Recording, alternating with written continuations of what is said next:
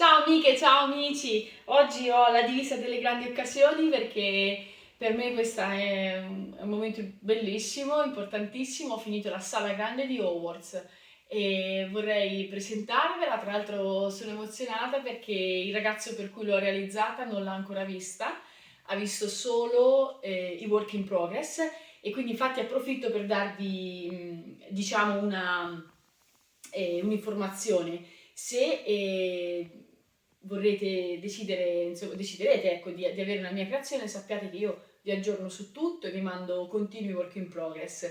Poi però quando è finita in realtà mi piace sempre mandare le foto complete che farà poi, voi ormai lo sapete, mia moglie, lei è bravissima, insieme al video, proprio perché mi emoziona questa cosa, voglio proprio che la cosa venga bene, grazie alle sue foto vengono benissimo. Questa breve dichiarazione d'amore.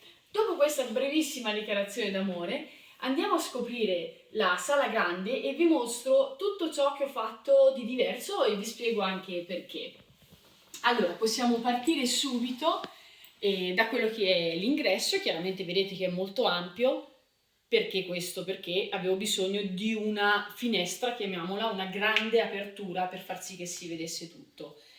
La prima cosa che ho inserito, quindi che non troveremo nei libri e non troveremo nei film, sono questi due scudi che ho posto all'ingresso e niente, praticamente ho fatto lo scudo con la pasta modellabile, molto semplice perché voi sapete che non sono, diciamo, proprio bravissima rispetto ad altri artisti scultori. Ecco, io non sono una scultrice della pasta modellabile, però qualcosina so fare. Ho poi aggiunto lo stemma di Hogwarts che spero che voi riusciate a vederlo nel video, perché appunto ho pensato che questo ingresso fosse troppo scarno e quindi volevo mettere qualcosa di carino, di pertinente e quindi questa è stata la mia proposta. Poi Samuele, che saluto, che è il ragazzo per cui ho lavorato, e, insomma l'ha accolta con tanta gioia, quindi per me è il massimo, cioè sicuramente avere un'idea e vedere che le persone credono in te è molto bello. Un'altra cosa infatti che mi piaceva aggiungere è questa scritta di Harry Potter che potete vedere è un po' diciamo 3D, anche la pittura è un po' strana e questa cioè, c'entra proprio quello che è il mio modo di dipingere. Ovviamente saprete tutti che ogni artista ha la sua, come posso dire, il suo modo, la sua arte. Ecco, diciamo che questo modo così è come io amo dipingere. Quello che non ho fatto io sono il cibo l'ho semplicemente ordinato su internet in un sito di Case delle Bambole e invece per quanto riguarda i piattini e le coppette, le cose varie, le coppette sono fatte con la resina, i piattini invece con il fimo a mano. E sono appunto rappresentano i quattro tavoli. Abbiamo pensato e deciso con Samu di chiaramente renderli più piccoli perché lui aveva bisogno di una scala 1,24 e poi vi faccio vedere anche il personaggio. Lui li ha tutti, io purtroppo ne ho solo uno, adesso anzi andrò a prenderlo. Per cui se avessimo effettivamente rispettato quelle che sono le dimensioni dei tavoli e delle panche, non avremmo fatto una Hogwarts, cioè scusate, una sala grande lunga 70 centimetri, ma molto di più, quindi diventava anche impossibile da spedire. Questo diorama andrà in Sicilia con tanta gioia da parte mia, chi mi conosce sa. Infatti la stessa cosa poi vale per il tavolo dei professori, vedete ho messo 4 sedie e l'ho leggermente rimpicciolito rispetto poi a quello che effettivamente in realtà è.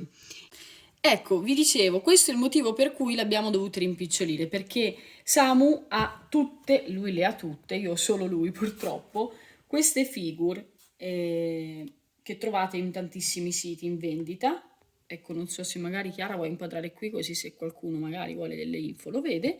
Praticamente il diorama è in scala per queste figure. Ecco qua. Magari lo mettiamo un pochino.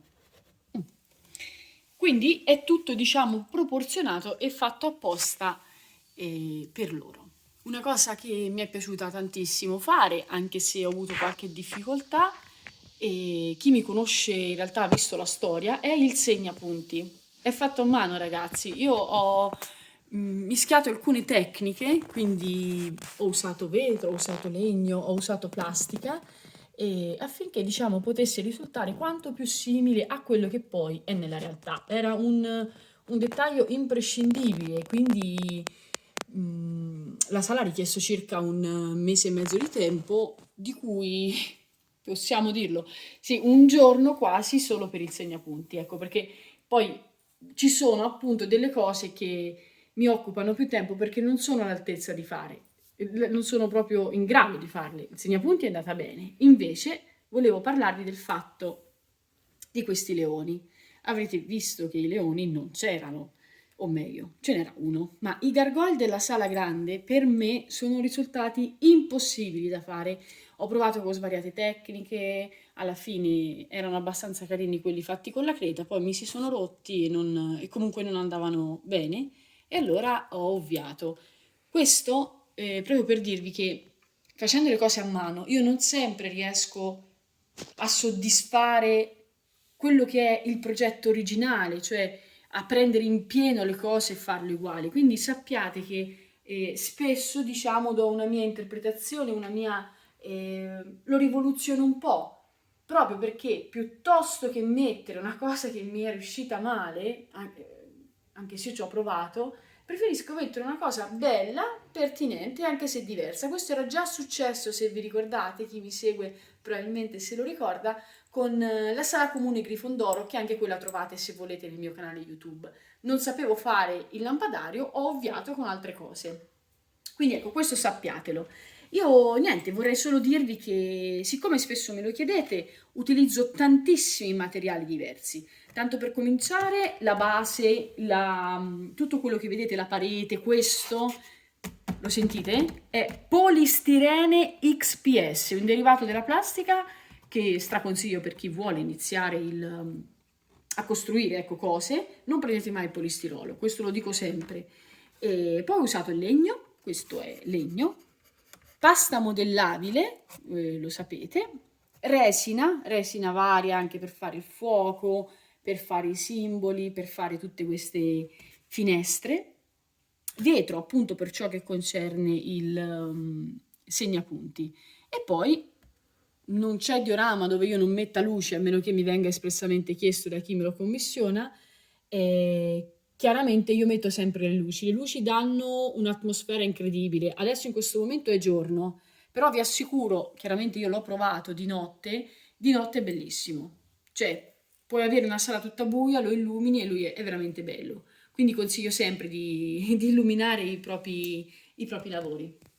Detto questo, sono estremamente contentissima per chi è arrivato alla fine di questo video. Oggi è un po' lungo, ma secondo me il progetto richiedeva 2 parole in più, anche solo per tutta la passione che provo per Harry Potter.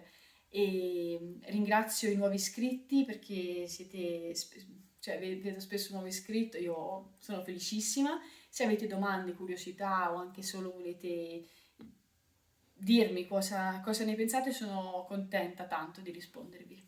Ciao!